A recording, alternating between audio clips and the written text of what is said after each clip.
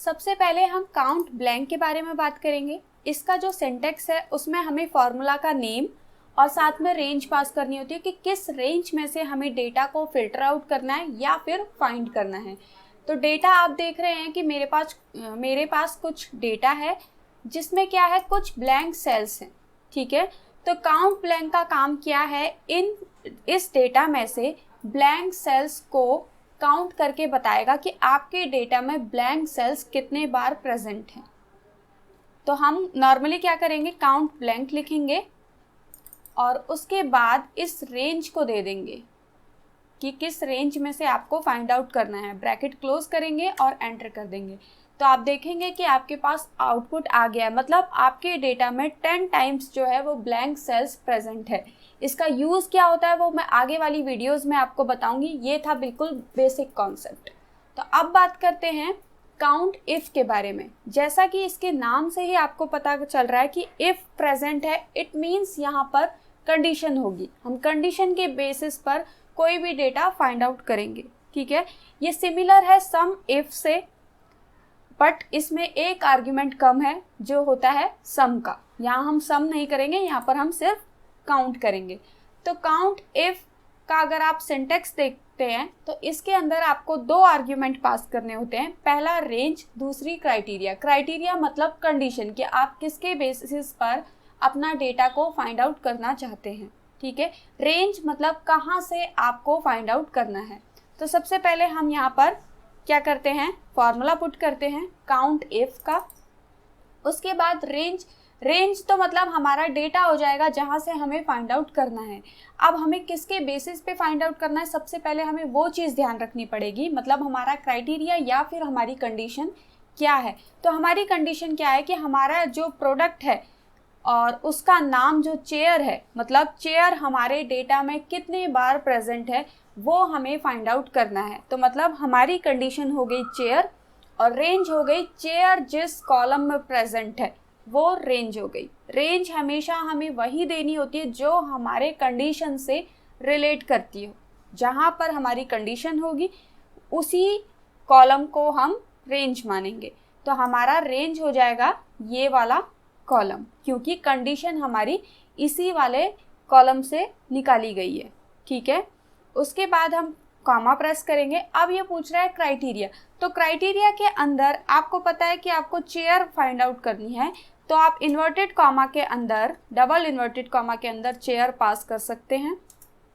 ठीक है, अगर आपको कोई सेल्स नहीं देना है या फिर अगर आपको सेल का रेफरेंस देना है तो आप वो भी कर सकते हैं।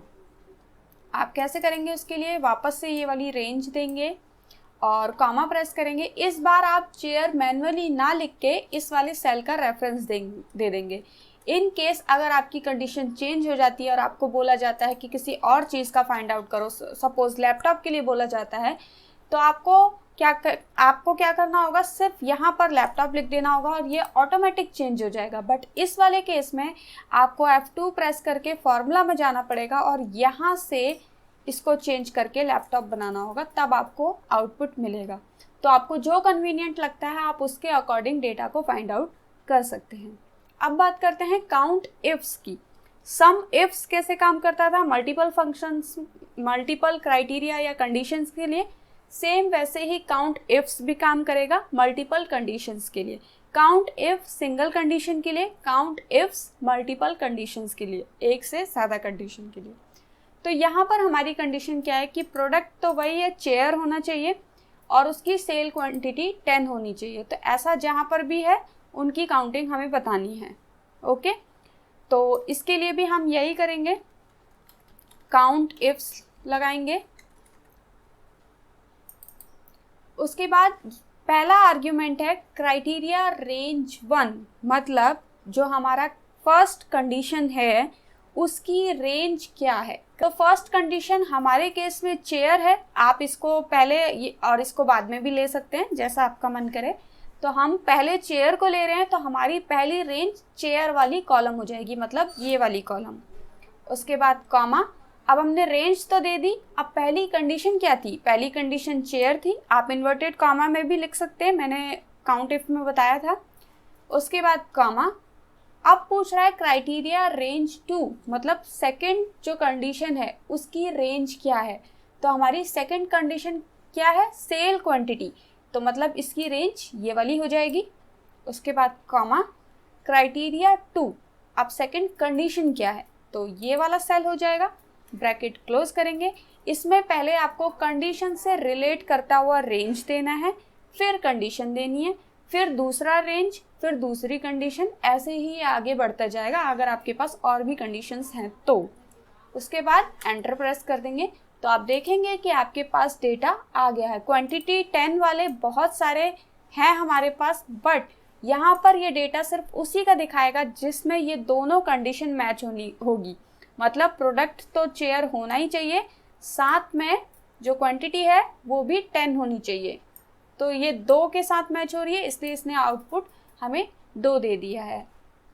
और काउंट इफ्स यहीं पर ख़त्म होता है। सम इफ्स के बारे में जिसको भी जानना है वो इस वीडियो पे क्लिक कर सकता है। और I will see you on my next one. Thank you so much, bye bye.